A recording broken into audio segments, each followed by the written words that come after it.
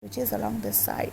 Okay, so the body, if we if we give some force on this body, that means the body moving along this direction, right? If we pull this body, then the body moving along this direction. Suppose here I am assuming that the acceleration of this body is a, so the acceleration is along this side because the body moving along this side. So just look at here. So if we assume that two axes, suppose this is x axis and this is y axis. Just look at here, along y axis no motion observed, right? But along x axis the body move along the positive direction. That means we can say that the body move along positive x axis.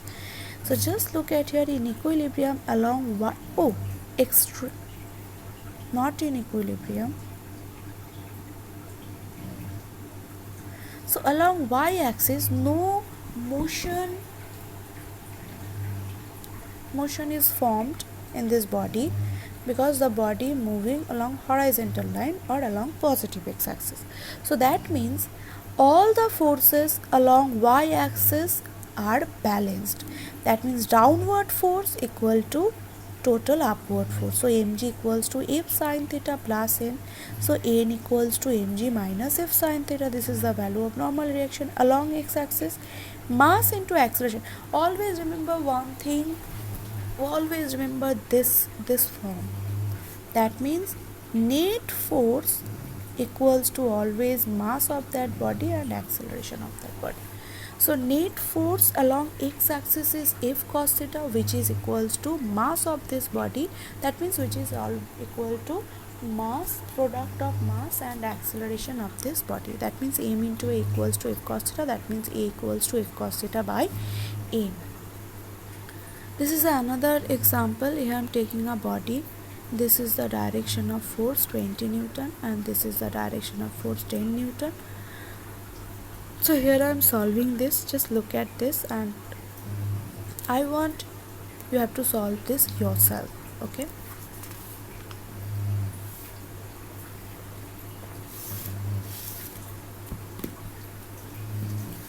Second, I want to discuss about impulse. In many cases, whenever a force acts on a body, following situation may arise.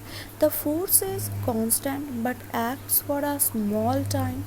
The force is variable but acts for a small time. The force is variable and acts for a long time. So what is the meaning of impulse? The measurement of the action of force is called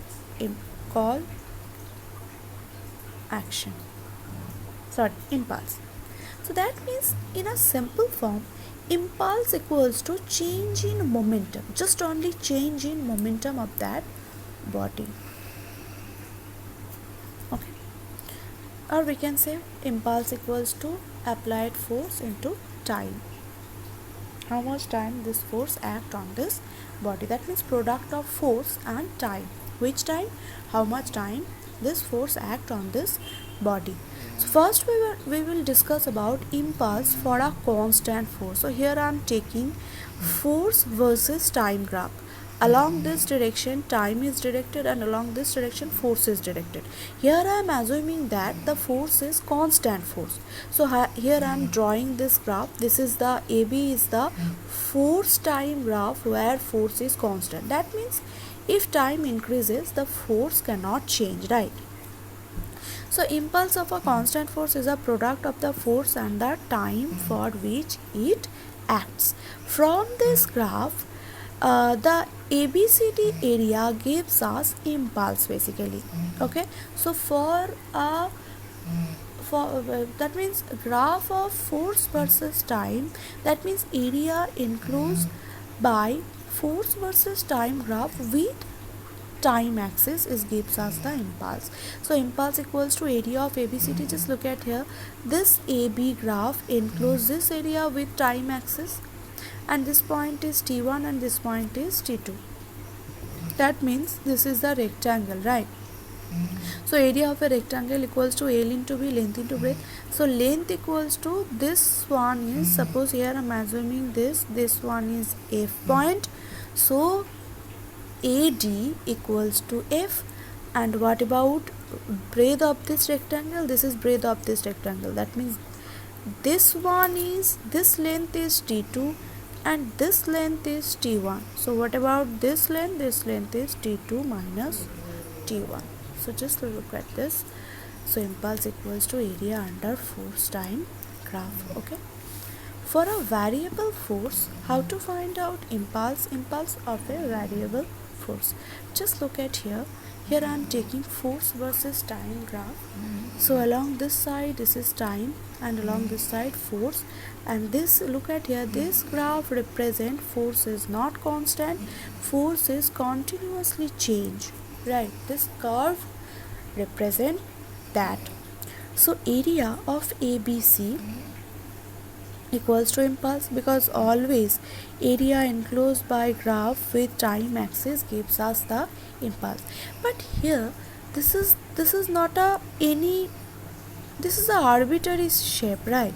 So how to find out this area? So here I am taking dt width. That means if we divided this area in very small part and if we add all this part, then we can get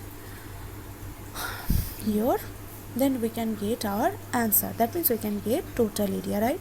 So here I am dividing this area in this very small part like this. Here I am taking another dt area, here I am taking another area like this, and if we add all these areas, then we will get the total area of this ABC shape. Just look at here, this area, that means this small area, width of this small area is dt, and here dt is infinitesimally small time. So here we can assume that for dt time, because dt is a very very small time interval like tends to 0, so for this small time interval force is constant. That means we can assume that this one, that means PS equals to QR equals to F.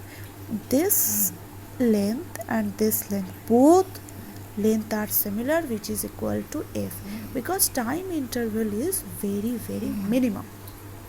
So what about area of this elementary parts? So the area of this elementary part, that means here I am writing here area of PQRS. Just look at it, this point is R, this point is S. PQRS equals to F into dt, right? Length into width. So just look at here, if we integrate this, why we integrate this? Because this is the continuous system, and for continuous system we can find out sum by using integration. So here we have to add all these areas, that means sum of all these area gives us the total area. So that's why if we integrate the area of PQRS from, just look at here, lower limit is T1, because this area starting from T1 and into T2. So T1 to T2, then we get total area ABC. So area of PQRS equals to F into dt. Just look at here. And so area of ABC equals to integration T1 to T2 F into dt. So impulse equals to integration T1 to T2 F into dt. Impulse is a vector quantity whose direction is the same as that of force.